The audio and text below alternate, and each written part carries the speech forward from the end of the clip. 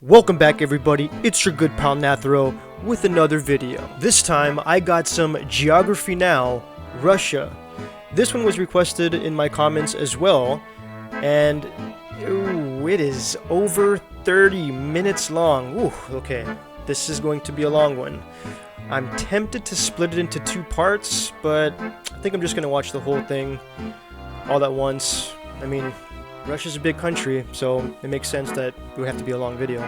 Anyway, let us get started. Hey everyone, we've reached Russia, the big guy. You've probably heard of him. For this episode, I really wanted a real Russian to co-host with me. One guy immediately popped up. Say hi to Mr. Mike. Born and raised in Russia, in childhood, speaks the language, knows the culture. This dude is my go-to Russia guy. Quick disclosure, I've lived here in the States 3 times longer than I've lived in Russia. That said, where I falter, this is a preemptive apology. Well, thank you, Mike. Either way, it was either you or that Dimitri guy down my street. The crackhead? Oh, nice. See how slim our options were? You're the best I got. The crackhead? Just all casual. Hey everyone, I'm your host Barbs, here with Mike. Russia is a big country that everyone has heard of. Big, unique, and above all, it's a country many of you guys have been waiting for on this channel. And this is gonna be a pretty big episode. We're gonna cover as much as we can without rushing into it. Приветствуем вас на русский эпизод.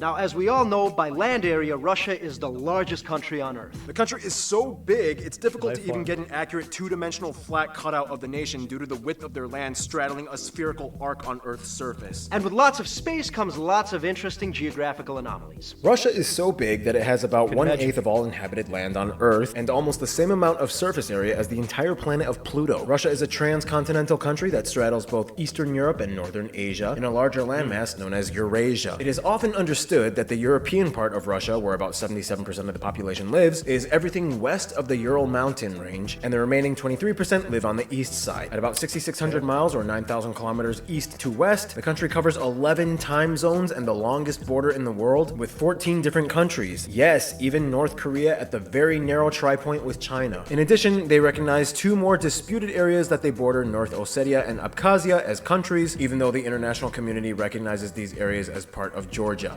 Also, the country has military bases in 9 countries. Okay, so having trouble pausing again. I had no idea that Russia had disputed territories. I mean, I knew about the whole Crimea thing, but I didn't know about those other ones. Also, my knowledge on Russia in general is not that great, so I'm really not surprised either. Anyway. Countries abroad, including the breakaway state of Transnistria in Moldova. And keep in mind, the Baikonur Cosmodrome in Kazakhstan, the world's first and largest space launching facility, is actually leased out to Russia until 2050 and acts as like a Russian exclave. The country is divided into 85 federal subjects, 2 of which are disputed, and all are divided further into 6 categories. The 46 oblasts or provinces, these are the most common subjects with direct control from the central government. Keep in mind, the westernmost point of Russia is actually in this detached exclave known as the Kaliningrad Oblast. Then you have the 22 republics. These are nominally autonomous areas that have the right to their own constitution and language alongside with Russian, as many of them are inhabited by ethnic minorities with their own cultures. Then you have the 9 krais, or territories, which are basically just oblasts but with a historical tie to being frontier regions, many of which are sparsely populated. You have the 4 autonomous okrugs, or districts, which are like little sister areas that have a certain level of autonomy but are still subordinate to a certain oblast. These 2 oblasts are in charge of these 3 okrugs, whereas the Chukotka Autonomous Okrug is the only one not subject to any oblast or krai. Then you have one strange unit known as the Jewish Autonomous Oblast, which was kind of like a deliberately created entity that was supposed to be a new home for Russia's Jewish population, even though today less than 1% of the population is Jewish, but it's still called the Jewish Autonomous Oblast. And finally, you have the 3 federal cities, the 2 largest ones, Moscow, the capital of the country, and St. Petersburg, as well as the controversial disputed Sevastopol, located on the controversial Crimean Peninsula that is claimed by Ukraine, and Russia claims as the Crimean Republic. This is a tricky subject we'll talk about later. In short, these 3 cities kind of operate as their own regions and are not subject to any oblast. Whew, and that was just the administrative division section. Okay, so I'm actually really glad that they're going to touch up on Crimea because that's a subject that, I mean, I have read up about it. I've tried to view it on both sides, but I just feel that if it wasn't for that incident, the relations between Russia and the United States wouldn't be as sour as they are today. Obviously, I'm not Russian, so I don't have an insider's perspective, but I just hope relations get better. We didn't even get into all the other weird stuff. Like how this guy wants to revive the House of Romanov and possibly buy land in the Balkans for a micronation. Or how the California Independent Republic actually has an embassy in Moscow. Or how they once had sovereignty over Alaska for over 100 years, known as Russian America, and was like, aha! I got a piece of America. How you doing, settlers? Not so good. Oh man, this war against the Ottomans is costing me a fortune. I need money. Whoa, there's a gold rush on the West Coast in California. Let's all go, now.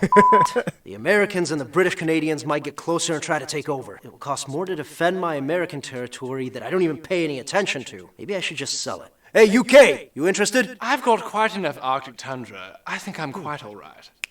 USA? All that frozen, useless land, you better sell it to me for cheap. And that's how they sold it for only $7.2 million, which by today's inflation rates would be equivalent to about $130 million or about 2 cents per acre. For what it's worth, though, Russia kind of got its general land territory we know today from the conquests, mostly from Cossacks that ended in the late Oh wait, he was about to go into 17th something. century, led by this dude. What is a Cossack? Well, long story short, it's kind of like this. I'm so sick of this pent-up aggression. I just need to get out of this town and get in a fight or something. Hey, you're an intrepid guy with a death wish who probably wouldn't mind maybe dying. How would you like to go out and get paid to do that for my country? How? Just like go out, make alliances with the locals, or I don't know, kill them. Just give me more land. It's an adventure. Like a mercenary or something. Let's not call it that, but something like that. And that's basically how Russia grew from this to this. In any case, there's a lot more to the Russian scene than just political Hey. divisions. That is actually a damn good strategy. Wow. It kind of reminds me of what the United States did when they acquired all their western land after the Mexican War. They had to provide some kind of incentive for people to go out and settle over there. So they basically said, hey, if you go settle over there, we'll give you that land. And I mean, that's pretty much how they did it. But in Russia's case, I mean, the land wasn't even theirs yet, but they pretty much said, hey, if you go and capture, or not, well, like they said, either either capture or settle or make friends with the locals or whatever, we'll pay you handsomely. Just do it for our empire, and that way we get more land and you get paid. That's actually a damn good strategy to make your territory bigger. Damn. The capital and largest city is Moscow, where nearly a tenth of the entire population lives. It is the largest European city, and as of 2020, is one of the top 20 largest cities by city proper on Earth, with over 13 million people. Here, of course, you can find the 3 biggest and busiest airports. Otherwise, St. Petersburg, the second largest city, has the 4th busiest airport. Just to skip away, St. Petersburg does hold the largest shipping port, the port of St. Petersburg, right on the coast of the Gulf of Finland. The country has thousands of islands and islets off its coast, mostly situated in the Arctic, but the largest one, Sakhalin, located in the Pacific. Going up, you see these 2 little guys here, the Diomede Islands? Yep, the big one on the left belongs to Russia, and the small one to the right belongs to the USA. And they sit right on the international date line, effectively meaning that even though they are only about 2 miles apart, Big Diomede Island is an entire day ahead of Little Diomede Island. Speaking of which, they have about 23,000 miles of coastline, 5th longest in the world, mostly in the Arctic, giving them the largest EEZ claim over the Arctic Sea. I was going to pause when they first mentioned Alaska, but I'm glad they mentioned that, because the one thing that I always was curious about was the Bering Strait crossing. If you guys don't know what that is, it's a bridge that was proposed, way back, that suggested to connect Russia and the United States through bridges that would be connected using those islands. I've read that the reason why they haven't done this is because there's no roads, no infrastructure around those areas. There would have to be a pretty good incentive in order to do so, besides just, hey, we connected the 2 pieces of land. Anyway, let's continue.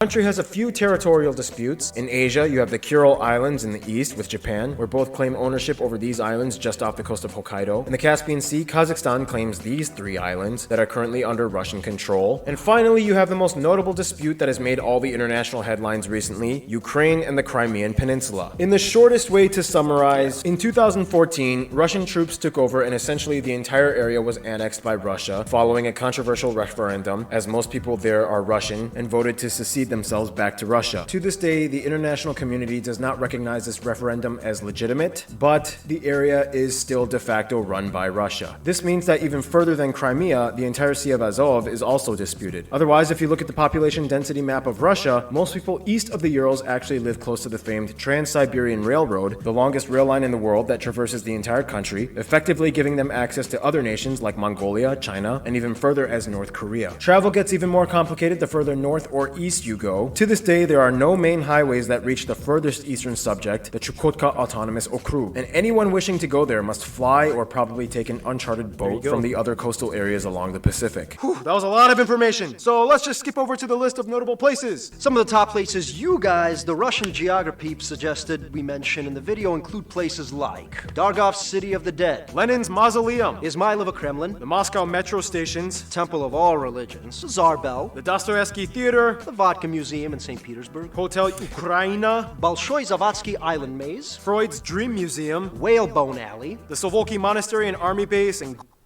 Okay, really quick. It doesn't surprise me at all that that you could find a vodka museum in Russia. That is freaking awesome. Gulag, Ulan-Ude Ethnographic Museum, the mummified remains of this guy, the most famous statue probably being the worker and kolkhoz woman. They've even have the tallest statue of a woman in the world. There are, of course, so many churches, mostly Orthodox. So many amusement and theme parks. And Micah, the most top famous places would probably be The Red Square, St. Basil's Cathedral, the Winter Palace, and Peterhof. All right, well, that was a lot of heavy information. Russia is no joke when it comes to contrast. Much like the landscape, which brings us to... Ooh, nice. Now, when it comes to the physical makeup, Russia is kind of like an ice cream shop. I mean, yes, most of the country experiences cold and freezing temperatures, but being the largest country on Earth area-wise means you're going to have a lot of different physical regions, so it's kind of like yeah. different flavors of cold, right? What do you think, Mike? Absolutely. For one, The country starting in the west begins with the flat and relatively lush European plain. From there you have the Caucasus Mountains in the southwest, where you can find the highest point, the tallest point in Europe, Mount Elbrus. Just to skip away you find the Volga River Delta, the largest delta in Europe, fed by the Volga River. The Caucasus and Ural Mountains together make up the boundaries of what is considered European Russia. And from there, Asia begins with this massive area known as Siberia, divided into the West Siberian Plain, where the mighty Ob River flows, the North Siberian lowland, and the Central Siberian Plateau. Just south along the border of Mongolia, you have the Sayan and Yablanovi Mountains, where you can find the largest lake of Russia and the deepest in the world, Lake Baikal, which, by the way, has some of the only freshwater seals on Earth. It is fed by a tributary on the longest river of Russia, the Lena, which flows northward into the Arctic. From there, you have all these other mountain ranges that shield the Kolyma lowlands, and finally, you reach the highly volcanic Pacific coast with the Koryak and Kamchatka ranges that extend with an archipelago southward, all sitting on the Ring of Fire. In fact, the Kamchatka and disputed Kuril Island chain have more volcanoes out of anywhere else in the country at about 200, about 60 of which are still active. The 3 most active and continuously... What? There's 200 volcanoes there, and 60 of them are active? Wow. That's something. erupting ones being Karimsky, Kizimen, and Shivoluch. Keep in mind, up north, the Arctic Ocean is actually divided into 5 separate seas. On the Russian side, the Chukchi, the East Siberian, the Laptev, Kara, and Barents Sea. And here you can also find the northernmost point of Russia's domain, the Franz Josef Land Islands. They are right above Nova Zemlya, which has the largest glacier in Europe, and also the site where the largest atom bomb ever was dropped. Fun fact, amidst all this land, about 60% of it is classified as being part of the Siberian taiga or taiga forests, which are are forests situated in colder climates with deciduous trees like oak, birch, and spruce. This is the largest forested area on Earth, yes, even bigger than the Amazon. Much of the south of Russia is classified under the steppe region zone, or massive expanses of grassy land with few trees, ideal for agriculture with moderate temperature and sunshine and moisture. Otherwise, the further north you go, the less hospitable the conditions get, and you reach the tundras and cold deserts, where very few people dare to live, but many resources are locked away, such as the numerous oil and natural gas reserves hidden in the interior and offshore sites in Siberia and the Arctic. Okay, and they just talking about oil at that point, but who knows what other very vast resources lie there. I can imagine, as the years go by and even like decades go by, when we discover more and more different types of resources, maybe different types of fuel, minerals that can be useful. I mean, Russia's got a heck of a lot of land, and I wouldn't be surprised if they just, struck gold, so to speak, with some yet untapped resources. Whew, only time will tell. Russia actually has the largest natural gas reserves in the world, making them the largest natural gas exporter and the largest oil producer in the world. Most of these petroleum resources are managed by state-owned companies like Gazprom, Lukoil, and Rosneft. Whew, lots of land and lots of stuff happening in it. Russia's economy ranks as the 11th largest by nominal GDP and 6th largest by purchasing power parity in 2020. Back to resources though, agriculture in Russia is kind of limited. Only about 0.1% of the 1 billion acres of arable land is used for permanent agriculture. And they only have a short 2 to 4 month harvest season. This is due to much of the area covered in full or semi-permafrost, which is not ideal for crop production. One thing it does produce though are these interesting geological formations known as pingos, which implode into massive craters which fill up into ponds, making the landscape the most trypophobic triggering region on Earth. Oh, get it away from me! All the strange cold water and wind erosion is also the reason why Russia has incredibly distinct remote rock formations found all over along the taiga and steppe regions. This means almost all farming happens in the southern areas of Russia where the climate is slightly warmer and accommodating. Nevertheless, even with the limited industry, Russia still ranks #1 in producing certain crops such as buckwheat, barley, oats, sugar beet, currant, gooseberries, and raspberries. In addition, they are the largest palladium and diamond producer in the world. When you think of Russia immediately, you think of cold. I mean, they do have the coldest inhabited town on Earth. But Russia actually has the largest temperature range on Earth recorded as well. The town of Verkhoyansk can go from 37 degrees in summer to -68 in winter, making a 105-degree difference. Technically, the fringes of the Caspian Sea in the south are also considered semi-arid desert zones, making them some of the warmest regions in all of Russia. And some of the surrounding landscapes you could swear were in northern Africa or the Middle East, with sand dunes and camels. And speaking of camels, animals. The country has over 260 mammal species and nearly 800 bird species. Animals you may have heard of, such as the Siberian tiger, Asiatic black bears, Eurasian lynx. In the tundra regions, you can also find polar bears, reindeer, walruses, narwhals, Arctic foxes. In the warmer areas, you have wolverines, as well as that strange saiga antelope with its weird elongated nose. Of course, it wouldn't be Russia without the national animal, the Eurasian brown bear. There you go. So yeah, Russia. It has deserts, and it can be over 100 degrees, imploding permafrost, and active volcanoes constantly erupting as we speak. And finally, to finish all of this segment off, food. Now, of course, due to the vast, wide domain and numerous ethnic groups found in Russia, the country has an enormous range of regional cuisines. One common theme you'll notice is that Russians tend to pickle a lot of their vegetables since the harvest season is short and crops are not available in the colder months. Anyway, just add a dollop of sour cream to your soups, take a shot of vodka, and bam, you're in the Russian zone. Some of the more widely known and popular dishes you guys, the Russian geography suggested: stroganoff, blины, chicken Kiev, голубцы, lots of different types of rye bread, many types of pyrogi. They have their own way of doing ice cream and meringue desserts. Caviar is a big deal in Russia, especially from sturgeons. Many soups were a big soup and salad culture. You have things like shi, борщ, солянка, уха, щавелевый. Salads include vinaigrette, olivier. And they celebrate it on New Year's and they eat it on New Year's. It's not a party unless that salad's involved. They also took it from the Belgians or something, right? No, there was a Belgian guy who worked in a Russian restaurant, and then one of his sous chefs ended up stealing the recipe. Stole from the Belgians New Year's, got it. Now, we could... Okay, that reminds me of a video that I did before when, in Country Balls, when the USA was saying that French fries were from France, but they're actually from Belgium, and they mentioned Belgium here. That's funny. Some of those dishes, though, they look pretty damn good. Others, not so much, but hey, I would love to try some authentic Russian cuisine one day. That would be awesome. We could go on and on, but it would take forever because Russia has over 180 recognized ethnic groups, which each have their own distinct culture. Speaking of which, I think that's just about the right time to transition to... Demographics. In regards to Russian people, Fyodor Dostoevsky once said, "It's frightening to see how free a Russian man's spirit is, how strong his will. Being a Russian carries a powerful meaning to the Russian people. It's a title of honor and pride many of them take." The country is made up of about 143 million people. It is the most populous nation in Europe, and as of 2020, the 9th largest country in population on Earth. About 80% of the country identifies as ethnically Russian, and the remaining 20% come from one of the 180 or so ethnic minorities found throughout the country, the largest one being the Tatars at about 3.7% and Ukrainians at about 1.4%. From there, you have everything else from the Bashkirs, Chuvash, Karelian, and so on. Keep in mind, many of these minority groups are East and Central Asian in their heritage, like the Yakut and Tuvan and Altai peoples, whom speak Turkic or Mongolic-based languages, and are not Caucasian like the majority of people that identify as Russian. Okay, yeah, I can imagine that there would be all types of cultures, races, ethnicities, all types of people throughout Russia. Because if you think about it, I mean, it's so big and it borders so many countries and it expands, 2 continents. Some people just consider it as one, but to me, it's easier to just, separate Europe from Asia. I feel like you can just go to different parts of Russia and you kind of question, like, holy shit, like, this area just seems so different. Like, are we really still in Russia? Man, that's just insane. Like, but again, it's so large that, I mean, can you really expect anything else? I mean, that's just wild. But anyway.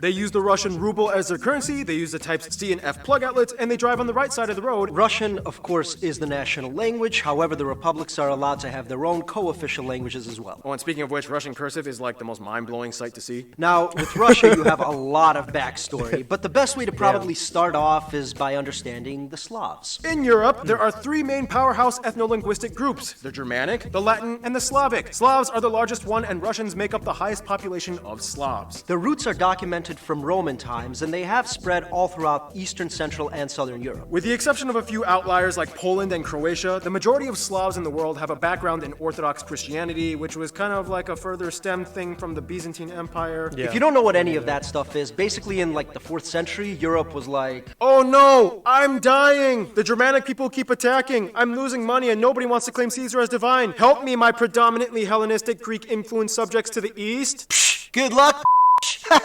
I'm doing my own thing. I also made my own capital, and I'm ditching that polytheistic stuff for Christianity. And then in the 11th century, it was like, So what's your problem? Why do you want to split up? well, besides the secondary dogmas we disagree on, we mostly don't like your practices. We don't think the Pope has any authority over the church. Yeah, but you guys have patriarchs. Yeah, but that's not the same thing. Those are like regional managers. Also, you guys have way too many creepy statues. We believe priests should be allowed to marry, and we kind of like growing out our beards. Well, yeah, well, at least we play actual musical instruments during Mass. there's a lot more that goes into it, but getting into the theological discrepancies between the two would take forever to explain. In any case, less than half of the population of Russia actually adheres to the faith, and about 30% of the country identifies as either spiritual but not religious, or unaffiliated agnostic or atheist. Aside from all that, it is important to note that not everybody in Russia is Slavic or Orthodox. I already made a video explaining about these, so we don't really have to talk too much about it, just watch the video. But basically, you have everything from the Turkic, Mongolic, Circassian, Uralic, and even Inuit peoples in the far northeast Arctic regions. They even have the westernmost Buddhist community on Earth in Kalmykia. Interesting, bet you didn't know that. Now, compared to the rest of Europe, Russia does have a high birth rate and immigration rate. Nonetheless, they also have a relatively high death rate, especially amongst men. In fact, today, women outnumber men in Russia at a 1 to 0.84 ratio. Yeah, there's a lot more women. In Russia, the competition amongst women is kind of visible. You explain. It's not uncommon to see women dressing up in full presentation mode with heels and nails done, even just to go to the store to pick up milk. To dive further into the social dynamic, you have to kind of understand Russia has gone through a lot of eras throughout its history. Basically, they've had kingdoms, invasions, expansions, wars, empires, unions, and most notable era, the 20th century communist era. The word has an almost ubiquitous connotation with the country of Russia. This is why you hear a lot of those distinct distinct Soviet communist-era words and phraseologies used in media like proletariat, bourgeoisie, means of labor, comrade! They were the first nation to extensively kick off and implement the political ideology constitutionally after the October Revolution, and furthermore, they spread it abroad. I mean, that's kind of what the whole Warsaw Pact and Eastern Bloc things were during the Cold War, and it goes even further than that. All right,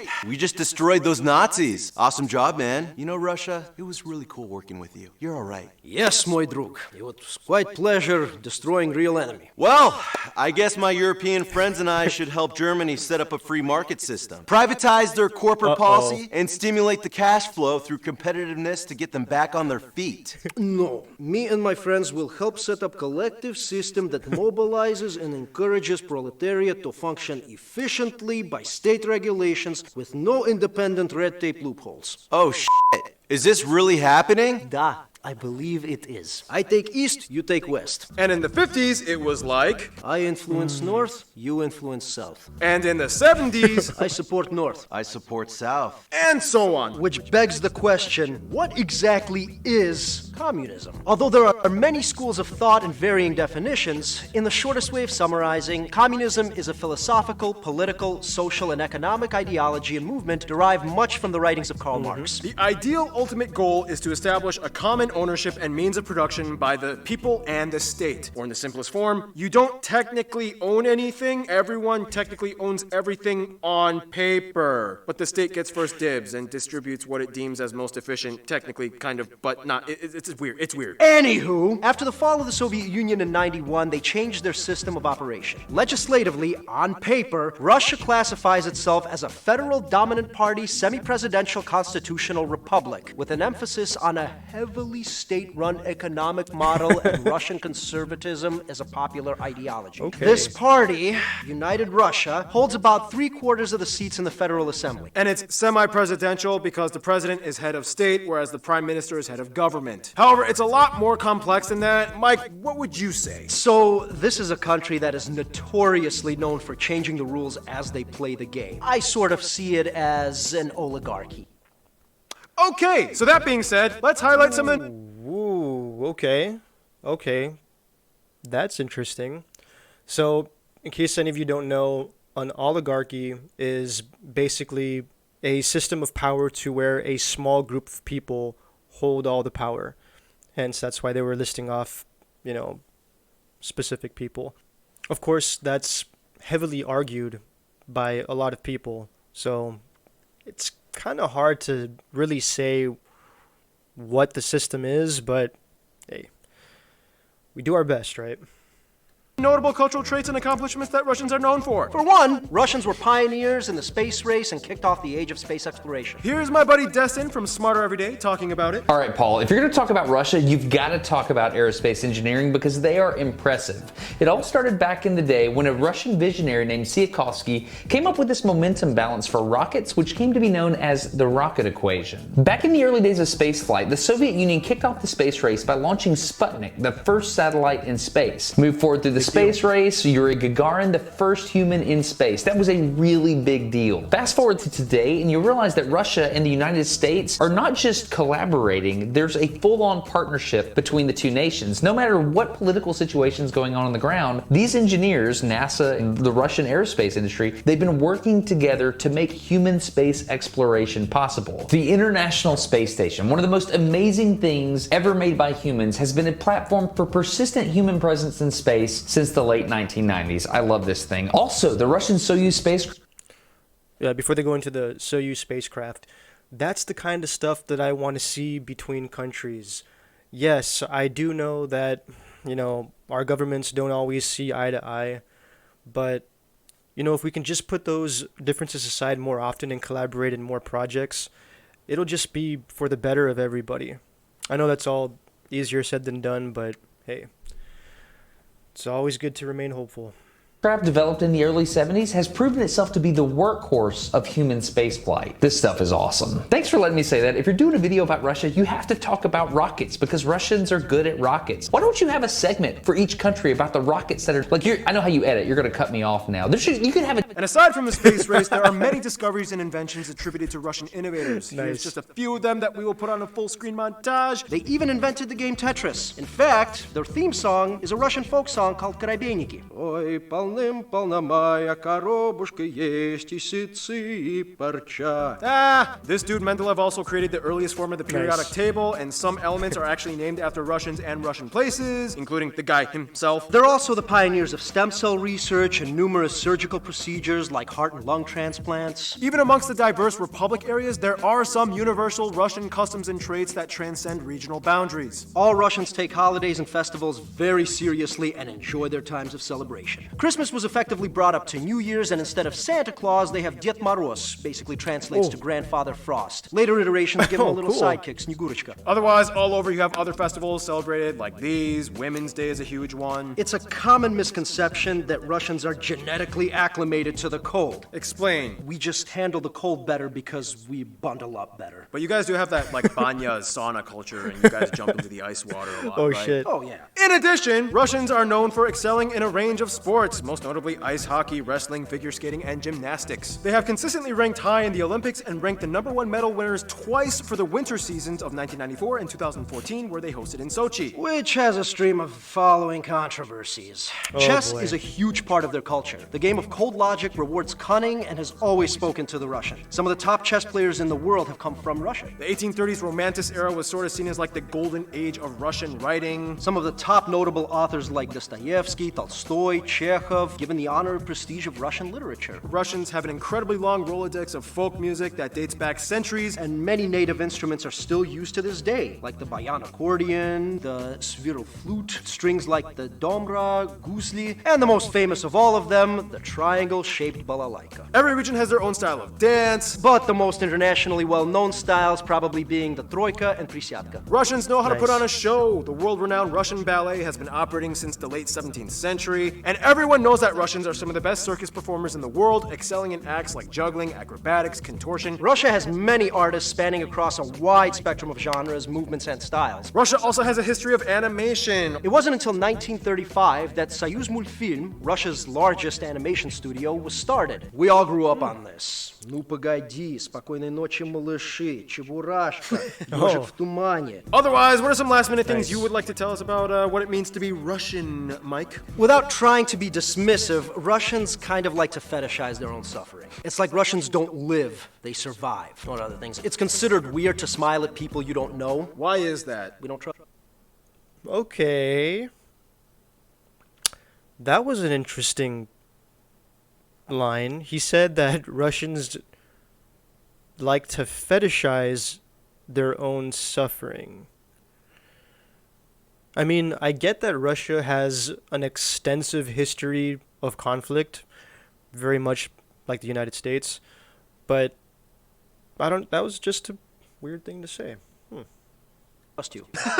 Never give a knife as a gift. It's seen as a severing of ties. Russians are a very hospitable folk. Many will invite you into their homes and will display either sadness or offense if you refuse. Once you've made it in, they will often bribe you to stay with things like tea, conversation, booze. In Russia, middle names are not chosen by their parents. You are born with one. It is your paternal name. So my father's name is Yuri, therefore my middle name is Yurevich. And that applies to women as well. Absolutely. Oh, okay. Women, you get a male name for your middle name. All right, and with that said, here's a brief condensed history of Russia. Early dispersed Slavic tribes. Rurik the Rus unifies them. The Kievan Rus. Vladimir the Great. Mongols invade. Ivan the Great. Ivan the Terrible. House of Romanov begins. Peter the Great. Catherine the Great. Crimean War. Serfdom abolished. Alaska sold to the U.S. Russo-Japanese War. World War I. Rise of the Soviet Union with Lenin's Bolsheviks. Royal Romanov family is deposed. As depicted by that incredibly accurate cartoon, Communism! Lenin dies. His body is weirdly involved in putting display, but okay. Stalin dictator years. World War II. Germany breaks agreement and tries to invade Russia. Big mistake. Cold War begins. Nuclear arms arms race and space race with the USA. Cuban Missile Crisis. Summer Olympics in Moscow. Gorbachev reforms and wins a Nobel Peace Prize. Boris Yeltsin wins first popular presidential election. Fall of Soviet Union. Chechnya unsuccessfully tries to break away. Putin voted in for the first time, serves 2 terms, then after a brief hiatus, voted in a 3rd time. Business and digital era boost Russia's economy. Georgia-Russia war. Russian troops take over Crimea. Controversial referendum. And here we are today. And there's a lot more we could have expounded on, but there isn't enough time, so if you'd like to add anything, please write it in the comments. In any case, we've already mentioned some famous Russians in this episode, but here's a list of some more notable Russians, historic and modern. Some of the most famous authors include people like these, but the most famous ones might be Alexander Solzhenitsyn, Vladimir Nabokov, Nikolai Gogol. a lot of famous actors and directors, but some of the top ones being people like Klara Rumyanova, Anatoly Papanov, Vladimir Vysotsky, Andrei Mironov, Anton Yelchin, Alla Pugacheva, Valery Syutkin, Boris Grebenshchikov, statesmen and war heroes like Alexander Nevsky, Georgy Zhukov, Mikhail Kutuzov, Valentina Tereshkova, Vasily Zaitsev, Alexander Pakryshkin, tons of athletes like these. Lev Yashin, Olga Korbut,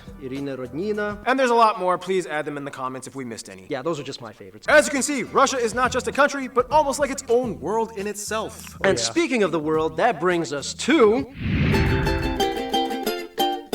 Now, with Russia, diplomacy has played a very unique role throughout the past few centuries, even before Cold War times. As a transcontinental nation, they've always had kind of their hands in both European and Asian affairs, but it doesn't really stop there. For Africa, 7 countries had governments that were actually influenced by Marxist ideologies brought in partially by Russians during Cold War times. These countries developed the closest ties diplomatically with Russia. It also explains why the flags of Angola and Mozambique have images inspired off of the former Soviet hammer and sickle emblem. In Asia, things go all the way back to the era of expansion when Russia was conquering lands east of the Urals. Today, 4 countries in Asia are categorically classified as either constitutionally communist or led by a communist party, primarily influenced by what was back then communist Russia. They are China, North Korea, or the DPRK, Vietnam, and Laos. Russia is one of the few countries that had ties to North Korea after the Korean War, as they influenced certain aspects of their Juche ideology, and even during the most isolated years, Russians still had relatively easier access to North Korean travel and business. During war times, Russia also played a pretty strong role in the influence of various sides in Laos, Cambodia, and Vietnam. Today, Vietnam is one of the favorite hotspots for Russian tourists in Southeast Asia. With China, relations are generally amicable, although in the 50s there was the massive Sino-Soviet split in which China was like, look, Russia, it's cool you introduced the concepts, but we're going to run communism our own Chinese way and we don't need you to chime in anymore. Nonetheless, today, China is one of their closest allies and biggest trading partners. Which is interesting because with India, relations have been relatively good after the Indo-Pak War, in which Russia sided with India against Pakistan, who is an ally with China. And today, Goa is a huge hotspot for Russian tourists as well. Either way, all 3 are members of the BRICS countries, which also include Brazil and South Africa. 5 emerging world regional powers that have agreements on things like mutual benefit and development. Cuba and Venezuela are probably the best Latin American friends, Cuba being the only country in the Americas that fully adopted communism and played an important role in the Cold War tensions. With Venezuela, it's a little complicated. Under the Chavez years, Russia was close with trade and military cooperation, but after his death, Russia vied to support the succeeding Maduro presidency, which was seen as invalid by many across the world. And from there, things got even more complicated amidst the protests, and Russia vowed to support Maduro's side even more if military action was required. The USA is like the forbidden friend, shaking hands together with both fingers crossed behind their backs. Politically, everything has to be incredibly strategic, and not all the rules apply when they play. After the Cold War ended in 1991, relations warmed significantly, but then the US involvement in Central and Eastern Europe made Russia distrustful again, especially with the 1999 NATO interventions in the Balkans. From there, it's a back and forth ping pong game. I'll set up missiles in Poland, I'll build a base in Venezuela, I'll flirt with Ukraine, I'll give asylum to Snowden, and so on. As people, though, the Russians and Americans actually get along pretty well. The USA has the 4th largest population of Russians in diaspora, and many famous Americans have Russian ancestry. When Americans...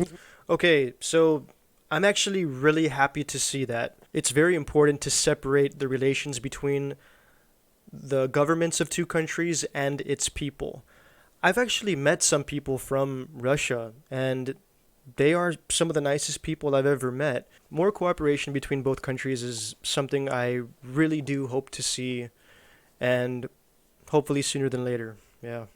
meet a Russian, they might curiously ask questions about what being Russian is like, but at the end of the day, they enjoy the same drunken shenanigans. Ukraine is kind of like the best frenemy with Russia. They have the largest population of Russians outside of Russia at over 8 million, and it is incredibly complicated. Putting all the controversial areas aside like Crimea and Donetsk, Ukrainians and Russians may not always get along on paper, but they have an incredibly long history and they understand each other very well. It's even more interesting when a Ukrainian and Russian marry each other. When it comes to their best friends, however, most of you guys, the Russian geographers, mention 3 countries: Belarus, Kazakhstan, and Serbia. Serbia, in essence, is kind of seen as like Russia Junior with a little Balkan spice. Both were once communist powers in their own right, both follow the Eastern Orthodox branch of Christianity, both write in the Cyrillic alphabet with few differences, both are opposed to the whole Kosovo thing, and Russians are welcome with open arms in Serbia. Serbians even sometimes say they are one of the 300 million, referencing the entire Russian global population domestically and abroad. Kazakhstan and Belarus have always had close ties, and the Russian language is even co-official in their countries, and both were former USSR states. Kazakhstan has the second largest population of Russians abroad at over 3.6 million, and they are kind of seen as like the breadbasket country to Russia, as their environment is more suitable for agriculture. Many food supplies come to Russia from Kazakhstan. Belarus is like Russia's girlfriend who takes many cues from her boyfriend's lifestyle. The heads of state even play hockey together. The majority of Belarusians actually speak Russian instead of their native tongue Belarusian. This in return, however, has kind of prompted a sort of re-Belarusification period for the country, and they are now trying to reclaim their roots instead of just imitating Russia. Nonetheless, Belarus will always be one of Russia's biggest cheerleaders. In conclusion, Mike, I think you should take this.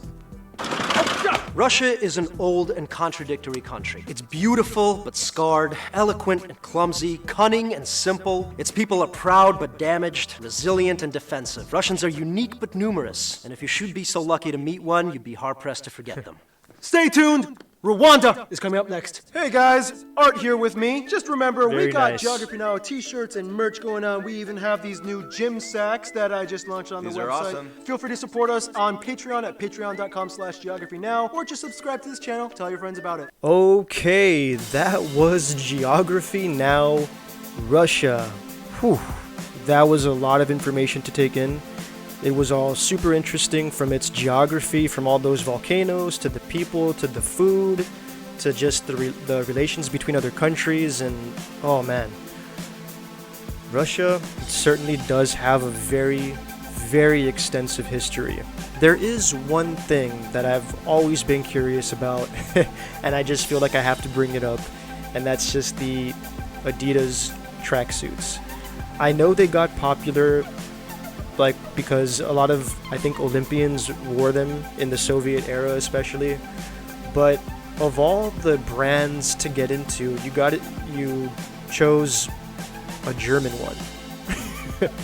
I mean, considering the history, I've always been curious as to why out of all brands they chose that one. But yeah, if you know that, let me know. That's it for this episode, guys. Thank you so much for joining me, and as usual, please like, subscribe, comment below, do all that good stuff, and I will see you all in the next video.